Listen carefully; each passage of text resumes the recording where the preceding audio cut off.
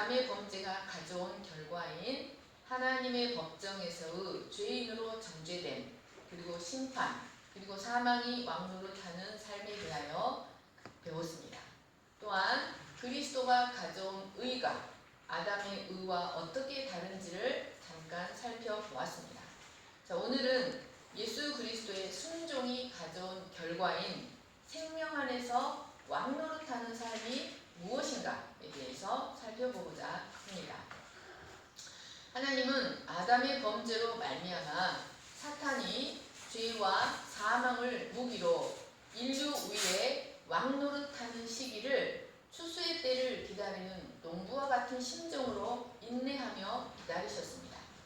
그리고 때가 되자 이 땅에 예수 그리스도를 통하여 새로운 통치 질서 체계가 열리게 하셨습니다.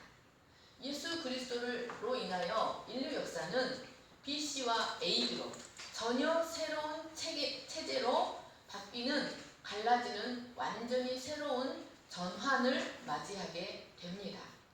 그러면 여러분, 이 새로운 통치 질서 체계 안에서 왕노릇하는 자들은 누구일까요? BC의 시대에서는 사망이 왕노릇하였습니다.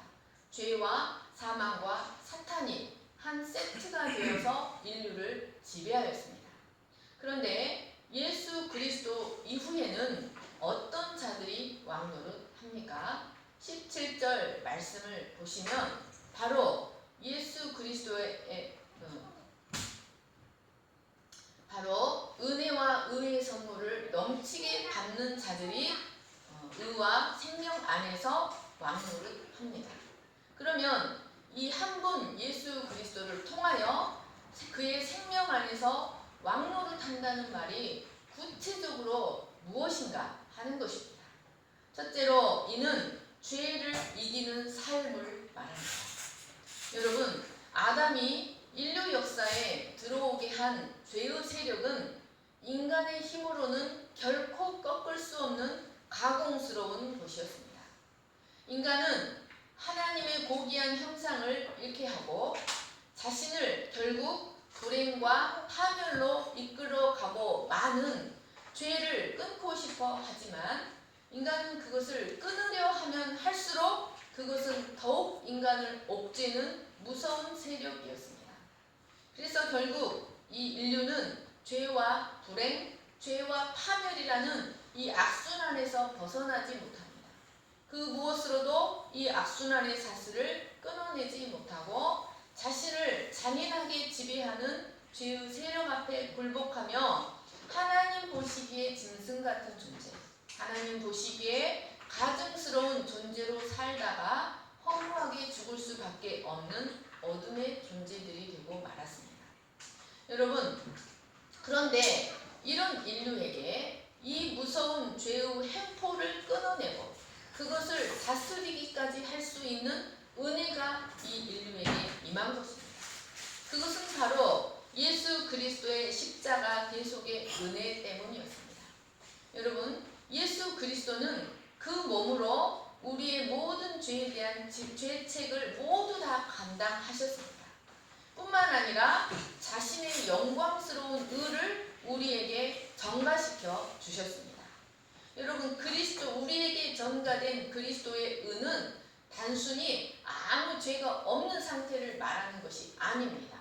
그것은 언제든 다시 타락할 수 있는 인간의 의, 그런 아담의 의가 아니라 그 의는 다시 타락할 가능성이 전혀 없고 계속해서 더한 영광으로 나아갈 수 있게 하는 영광스러운 의, 거룩한 의입니다. 여러분, 바로 우리가 예수 그리스도를 통하여 하나님으로부터 받는 선물은 단순한 죄사함이 아니라 바로 풍성한 의의 선물입니다. 바로 이 의가 우리로 하여금 하나님 앞에 자유롭게 나가게 해주고 하나님과 마음껏 교제하게 해주며 주님과 함께 영원토록 왕노릇하는, 계속해서 진보되는 상태로 최고의 상태가 되도록 우리를 계속해서 진보하게 해주는 것이 바로 우리에게 전가된 그리스도의 의입니다.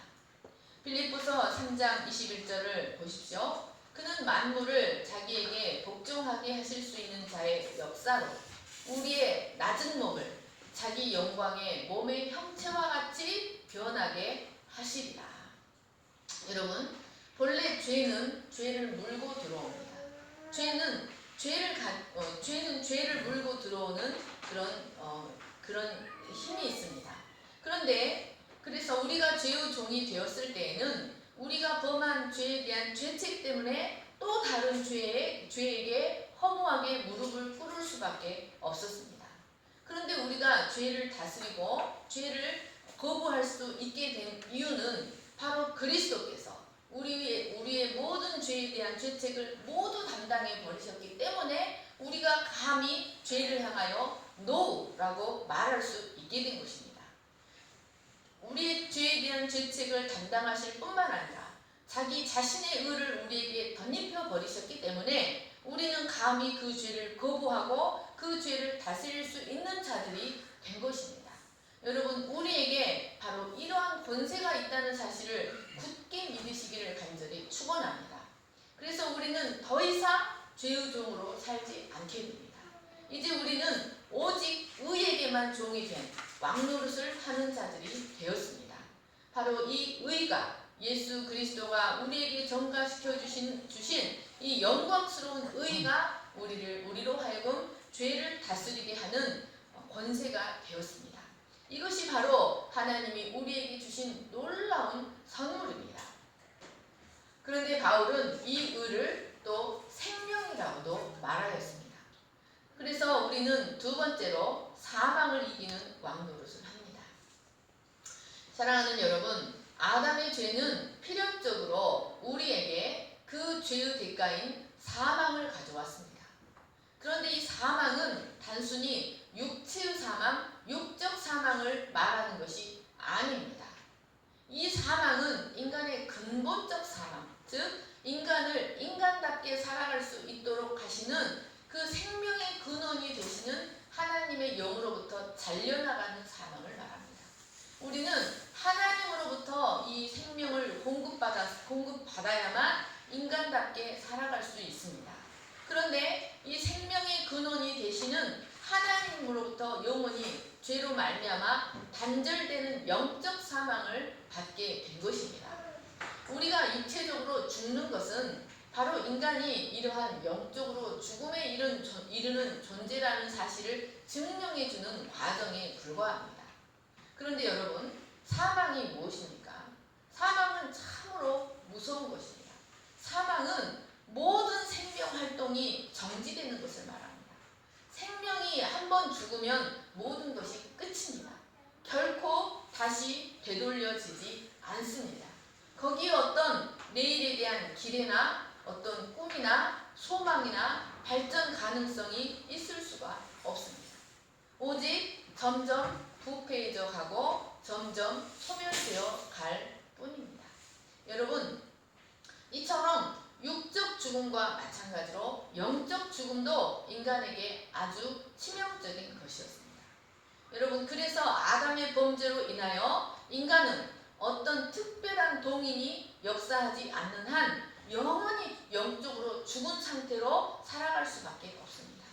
오직 그 짐승과 모든 구조가 동일한 육체만이 살아있는 상태로 살아갈 수밖에 없는 존재가 된 것입니다. 그런데 이 사망에 처한 이 인간을 지배하는 것이 바로 죄입니다. 그래서 인간은 죄의 지배로 인하여 영원한 심판을 위한 열매만을 맺는 존재로 살아갈 수밖에 없는 존재가 되었습니다.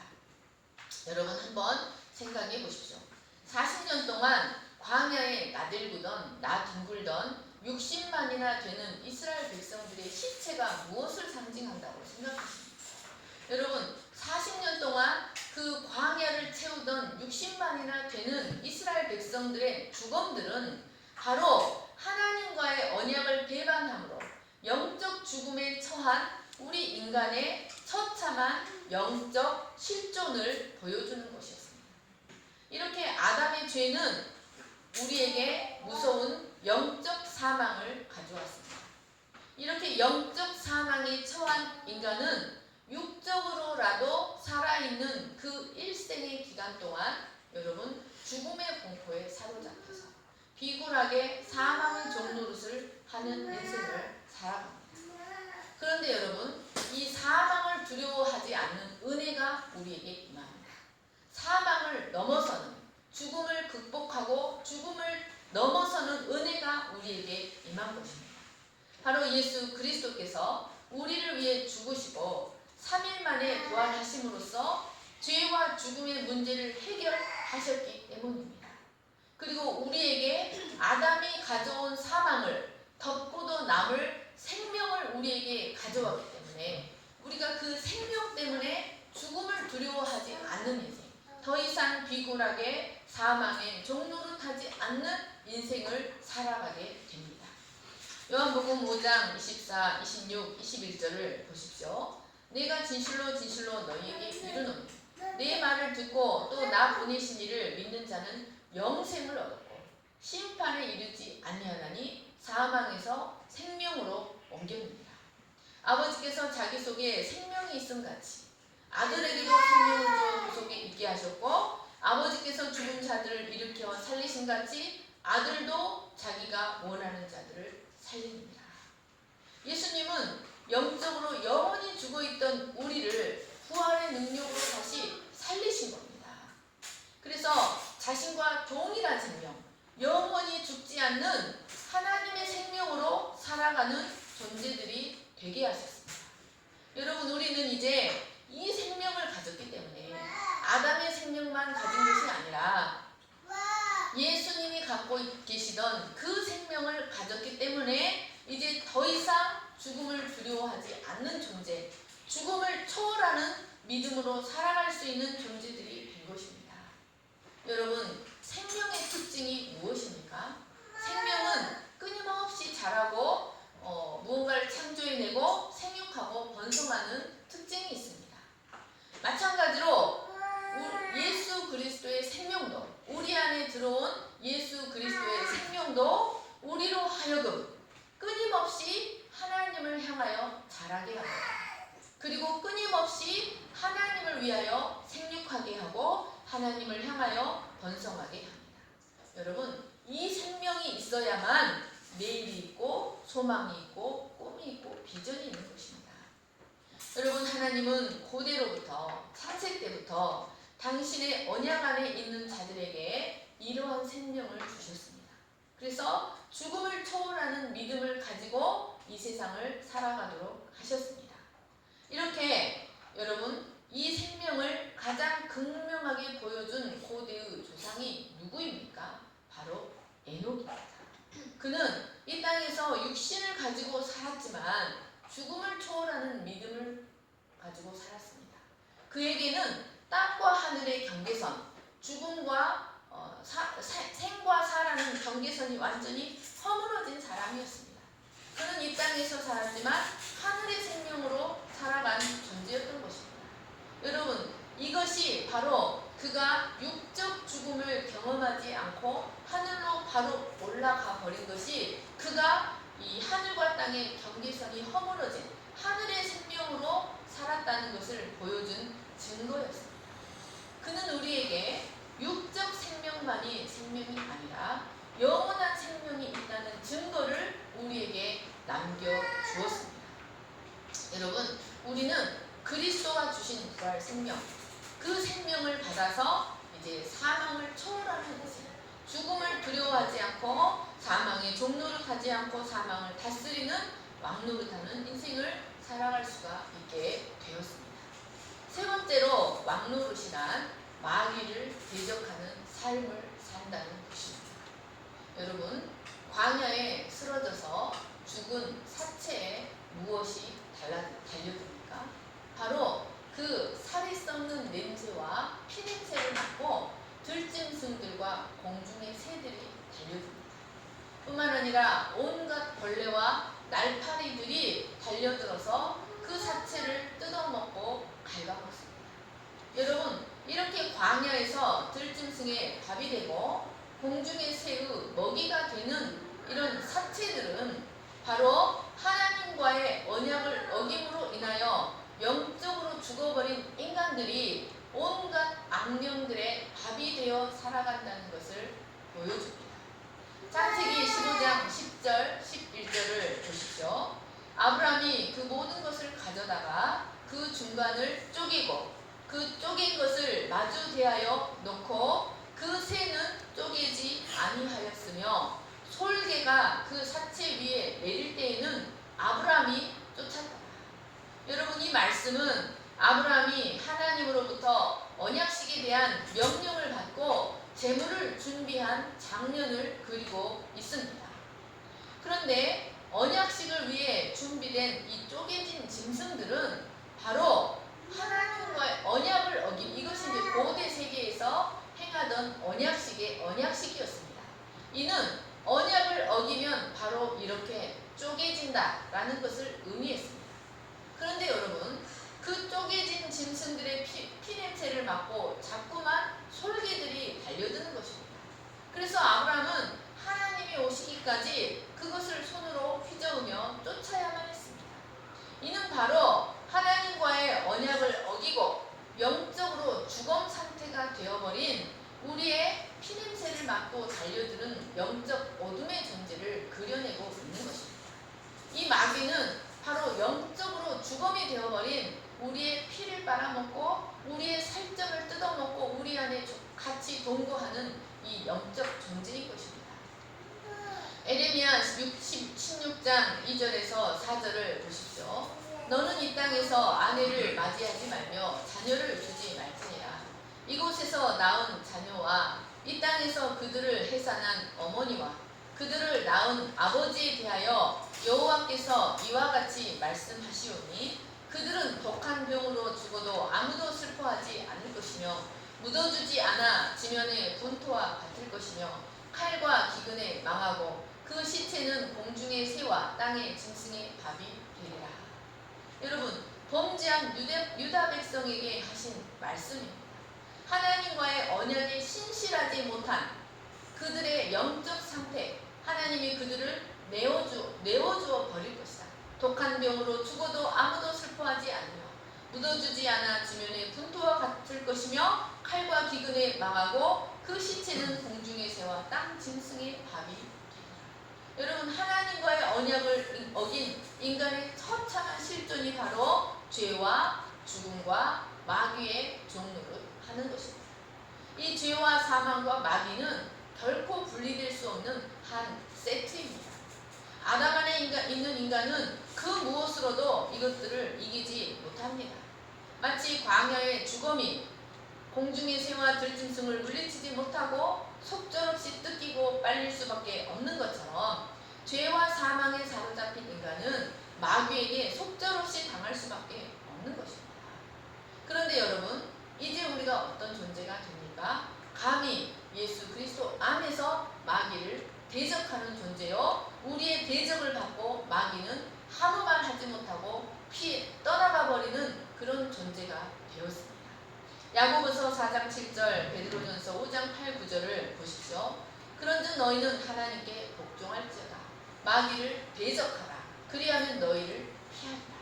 근신하라, 깨어라. 너희 대적 마귀가 우는 사자같이 두루다니며 삼킬 자를 찾나니 너희는 믿음을 굳건하게 하여 그를 대적하라. 여러분, 어떻게 우리가 감히 마귀를 대적합니까?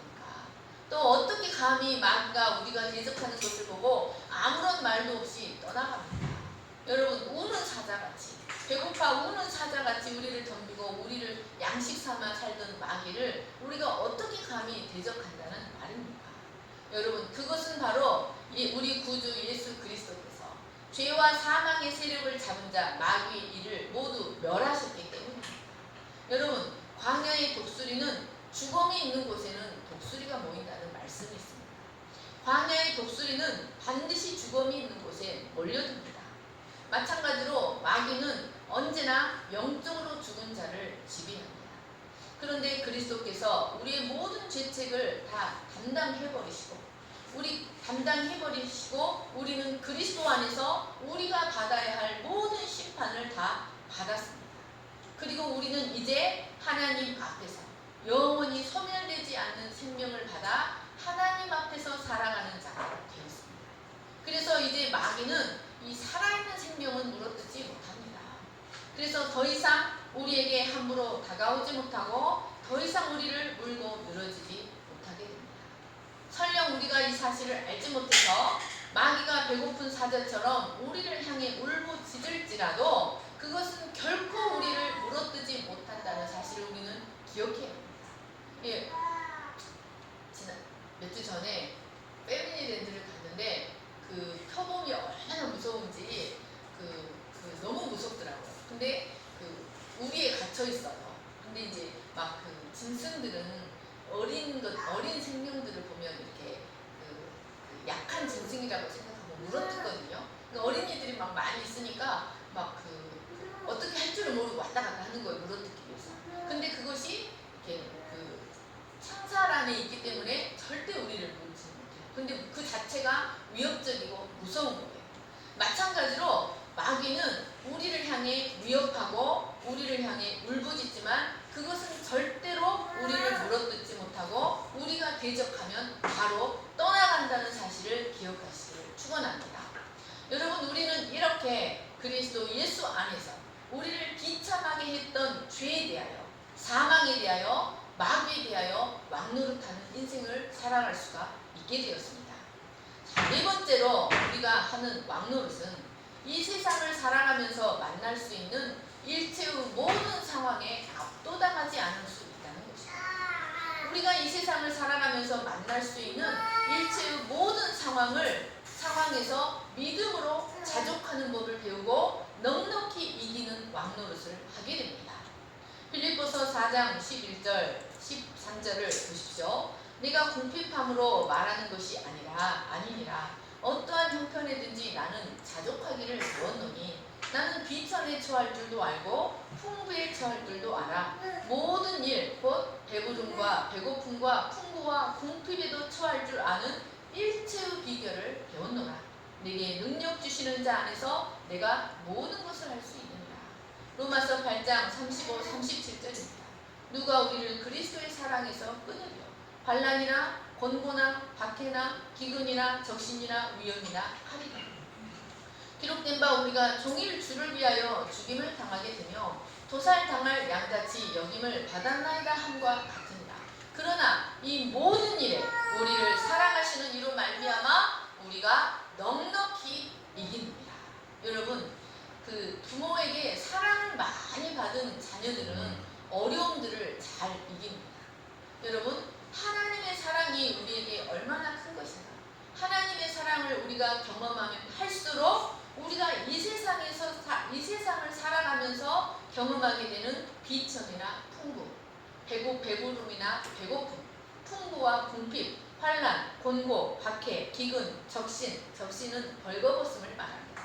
위험, 칼의 위협 등을 이 모든 상황을 믿음으로 견디고 버텨서 마침내 이겨내는 삶을 살게 됩니다.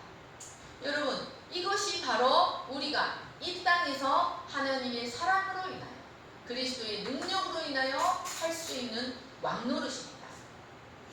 여러분, 이런 왕노릇의 모범을 가장 잘 보여준 자가 바로 요셉입니다. 하나님의 선하신 섭리를 믿고 그 모든 상황에서 일체의 비결을 배워서 하나님의 능하신 손 아래서 그 고난을 모두 감당한 후에 그는 진정한 왕이요 제사장으로 변모하게 됩니다. 다섯 번째로 이 세상에서 우리가 할 수 있는 왕노릇은 올바른 판단에 대한 왕노릇을 하게 됩니다. 고린도전서 2장 15절입니다. 신령한 자는 모든 것을 판단하라. 자기는 아무에게도 판단을 받지 아니합니다. 여러분, 고대 세계에서 왕은 단순히 통치만 하는 것이 아니라 언제나 백성들의 여러 가지 송사에 대하여 재판하는 일까지 모두 담당하였습니다. 왕의 일 중에 하나가 바로 재판하는 일이었습니다. 그런데 여러분, 그리스도의 생명으로 살아가는 영적인 사람들은 이 땅에서 선과 악에 대한 올바른 기준이 있기 때문에 그 참된 진리의 기준이 되시는 하나님의 말씀이 있기 때문에 모든 것을 지혜롭게 판단하고 판단해주는, 그래서 이 땅을 살아가는 동안 왕노릇을 하는 자들이 됩니다. 여러분, 우리가 지금까지 돌아본 이 네 가지의 사건들은 참으로 대단한 일들입니다. 이것은 그리스도의 의를 덧입어야만, 그리스도의 생명을 덧입어야만 할 수 있는 왕노릇입니다. 그런데 여러분 그것을 아십니까? 이 모든 것들이 참으로 대단한 것들이지만 그것은 다 시시회일 뿐이라는 것입니다. 그냥 이 땅에서 장차 우리가 영원한 나라에서 할 수 있는 왕노릇에 대한 시식회일 뿐이라는 것입니다. 여러분, 우리는 이 진정한 왕노릇을 영원한 하나님 나라에서 하게 됩니다. 자, 여섯 번째로 우리는 장차 그리스도와 함께 이 세상을 판단합니다. 예수님께서 종말에 재림주로 오실 때 이 세상을 판단하는데 우리가 그와 함께 이 세상을 판단하고 천사를 판단한다는 사실입니다. 여러분, 이 사실을 아셔야 합니다. 고린도전서 6장 2절 3절을 함께 읽겠습니다. 시작. 성도가 세상을 판단할 것을 너희가 알지 못하느냐. 세상도 너희에게 판단을 받겠거든 지극히 작은 일 판단하기를 감당하지 못하겠느냐. 우리가 천사를 판단할 것을 너희가 알지 못하느냐. 그러하거든 하물며 세상이니라. 이 고린도 성도들이 막 성도들끼리 싸우고 하는 문제로 법정에서, 세상 법정에서 재판을 받는 일에 대하여 사도 바울이 우리의 실체가 어떤 줄 아느냐라고 말하는 것입니다. 여러분, 우리는 장차 예수 그리스도와 함께 이 세상을 심판하고 천사를 심판하게 됩니다. 뿐만 아니라 더 나아가 영원한 하나님 나라를 상속받아서 그곳에서 영원히 왕노릇을 하게 됩니다. 히브리서 2장 5절을 보십시오. 하나님이 우리가 말하는 바 장차 올 세상을 천사들에게 복종하게 하심이 아니라 하나님은 장차 올 영원한 하나님 나라를 천사들에게 상속시켜 주시는 것이 아니라는 것입니다. 1장 14절을 보십시오. 모든 천사들은 섬기는 영이다. 이 하나님의 나라는, 이 천사들은 구원받을 상속자들을 위하여 섬기라고 보내심이 아니냐. 여기 상속자란 왕권을 상속받는다. 하나님 나라를 상속받는다. 그 나라는 천사들을 위해 준비된 것이 아니라 예수 그리스도를 통하여 구원받은 자들을 위해서 이 나라가 준비되었다는 것입니다. 마태복음 25장 34절을 보십시오. 그때 임금이 오른편에 있는 자들에게 이르시되 내 아버지께 복받을 자들이여 나와 창세로부터 너희를 위하여 예비된 나라를 상속받으라. 사랑하는 여러분, 영원한 하나님 나라는 누가 상속받습니까? 바로 구원 얻은 우리의 것입니다. 디모데후서 4장 7절, 계시록 3장 21절입니다. 나는 선한 싸움을 싸우고 나의 달려갈 길을 마치고 믿음을 지켰으니 이제 후로는 나를 위하여 의의 면류관이 예비되었으므로 주 곧 의로우신 재판장이 그날에 내게 주실 것이며 내게만 아니라 주의 나타나심을 사모하는 모든 자에게. 여러분, 면류관이 영어로 뭡니까? 간단합니다. 그래서 면류관이 영어로 뭐예요? 시즌? 쉬워요. 크라운. 헐. 뭘 맞추는 거 있겠어. 네, 그러니까 채요. 크라운은 누가 씁니까?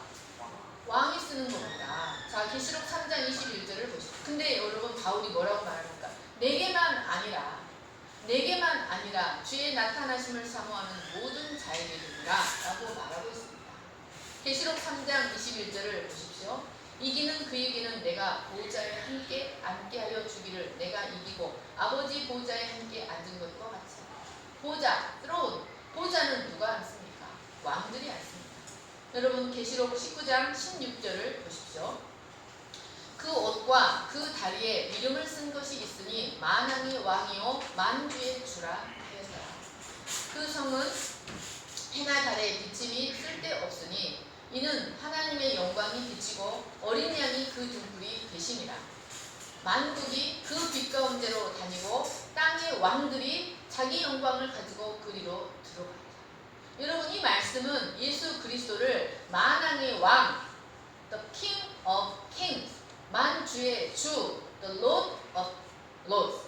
여러분, 그러면 예수 그리스도를 만왕의 왕, 만주의 주라고 말하는데, 그러면 여기 왕들은 도대체 누구입니까? 여기 주들은 로드, 주들은 도대체 누구입니까? 그리고 자기 영광을 가지고 새 예루살렘 성에 들어가는 땅의 왕들은 누구를 가리키는 것입니까? 여러분, 이 왕들이 과연 이 땅의 권력과 재물을 가진 왕들을 가리킬까요? 절대 아닙니다. 바로 예수 그리스도로 말미암아 의롭게 되어서 아담의 사망을 덮고도 남을 탁월한 생명을 받아서 이 땅에서 죄와 사망과 마귀를 다스리고 모든 역경과 고난을 이겨내고 믿음의 왕노릇하는 성도들을 가리키는 것입니다. 그런데 계시록 4장을 보시면 보좌에 앉으신 하나님을 향하여 천상의 예배가 드려질 때 이 면류관을 쓴 자들이 자신들의 면류관을 보좌에 앉으신 하나님께 던집니다. 그리고 우리 주 하나님이여 영광과 존귀와 권능을 받으시는 것이 합당하오니 주께서 만물을 지으신지라. 만물이 주의 뜻대로 있었고 또 주의 지으심을 받았나이다 라고 찬양합니다. 여러분, 이들이 왜 자신들의 영광스러운 면류관을 보좌에 계신 하나님께 던지는 것입니까? 이것은 그들이 이 땅에서 왕노릇을 한 것이 자신의 능력이나 노력으로 한 것이 아니라 모두 하나님의 은혜로 자신들이 그 왕노릇을 할 수 있었다. 여러분, 우리가 이 땅에서 우리는 아론이 산자와 죽은 자 사이에 향로를 들고 서 있었듯이 우리는 이 땅에서 산자와 죽은 자 사이에서 살아갑니다.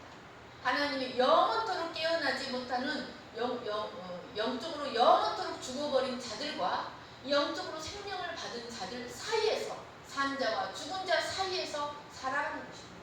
여러분, 이 땅에서 우리가 이 생명을 가지고 왕노릇을 할 수 있다는 것은 참으로 놀라운 은총인 것입니다.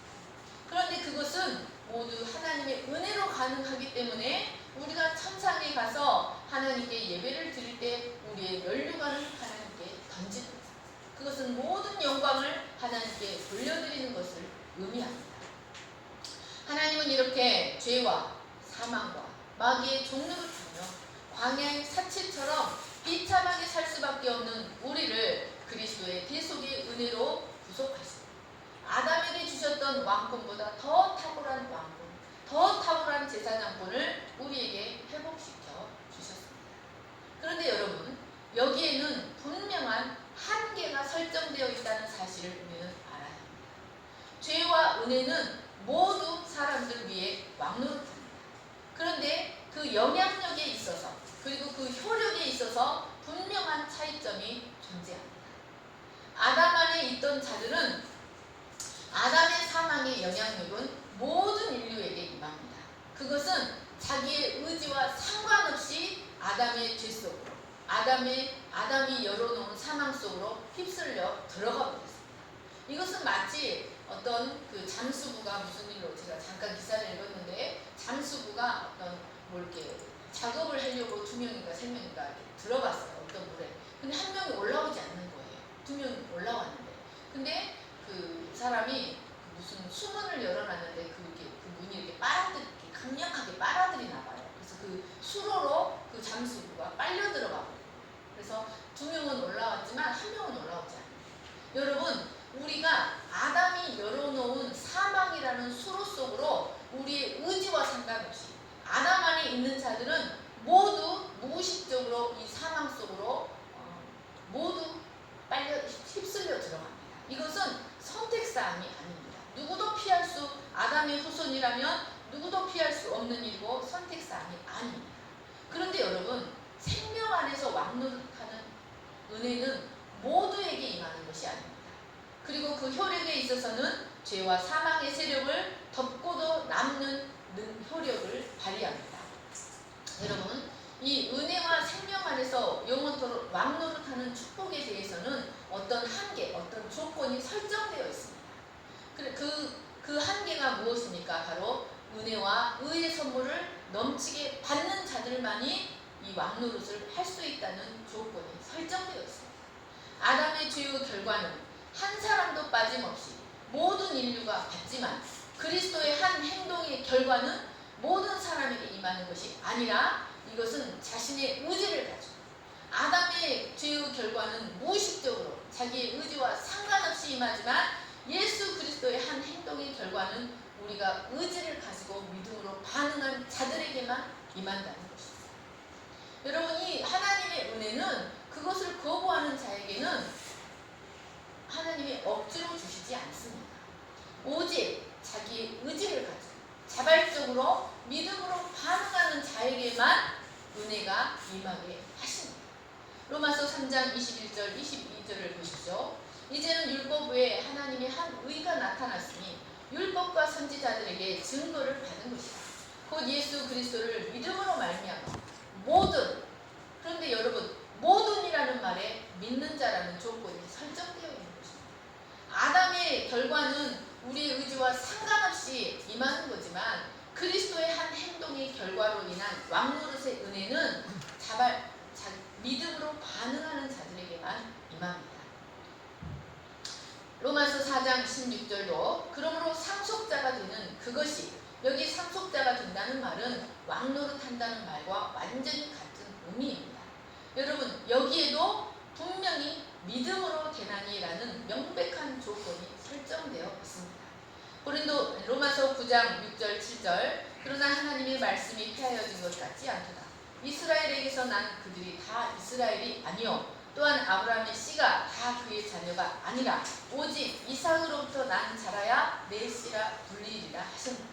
여러분, 아브라함의 자손이 되는 것도 모든 아브라함의 자손이 다 아브라함의 자손으로 불려지는 것이 아니라 오직 이삭으로부터 난 자라야, 이삭을 통해 난 자라야만 아브라함의 자손이라고 일컬음 받을 것이라는 조건이 설정되어 있는 것입니다. 여러분, 바울은 믿음으로 난 자가 진정한 아브라함의 자손이요 참 이스라엘이다. 언약을 계승한 참 아브라함의 자손이요 이스라엘이라고 말하고 있습니다. 여러분, 우리는 성경이 처음부터 이렇게 구원받은 자와 구원받지 못한 자, 그리스도로 말미암아 생명 안에서 왕노릇하는 자와 영원히 깨어나지 못하고 죄로 말미암아 사망이 왕노릇하는 자, 사망이 그를 지배하는 자를 처음부터 성경은 분명하게 구별하고 있습니다. 바로 가인과 아벨, 셈과 함, 이삭과 이스마엘, 야곱과 에서가 그것을 보여줍니다. 그리고 마지막 때에는 영원히 왕노릇할 자와 왕노릇하지 못할 자를 분명하게 구별하십니다.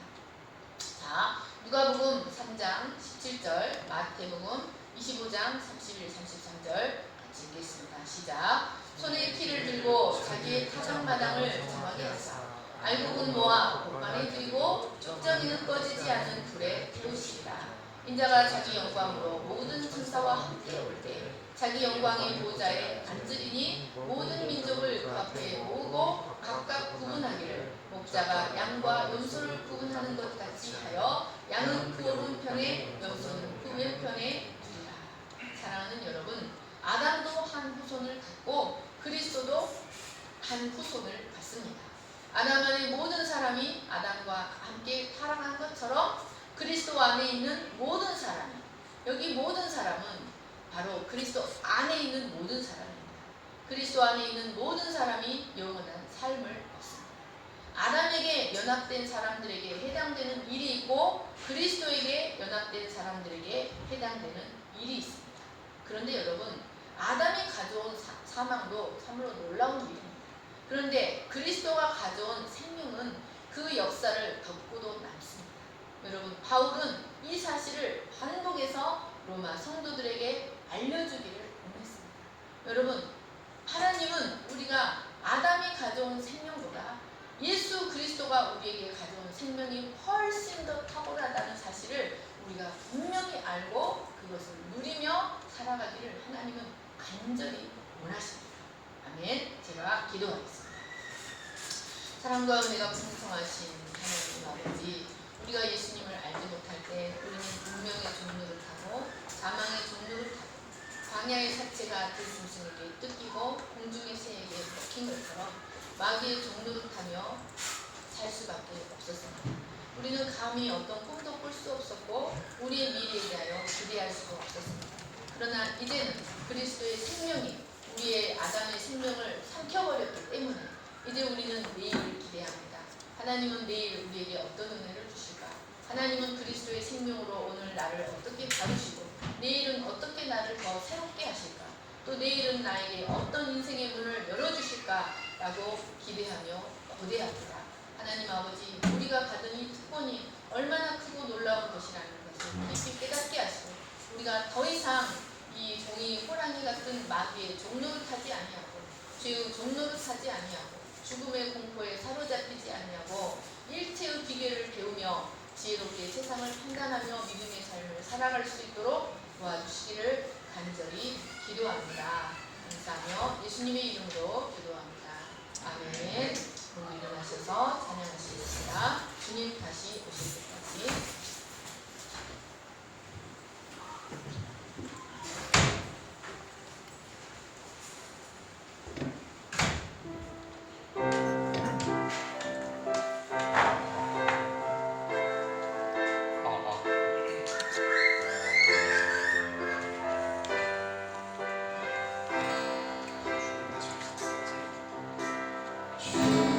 주님 다시 오실 때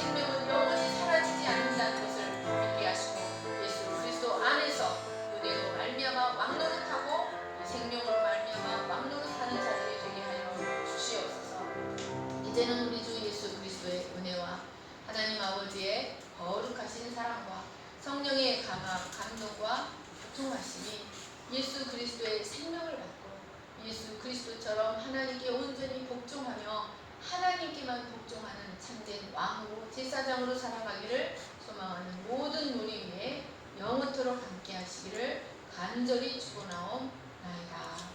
아멘.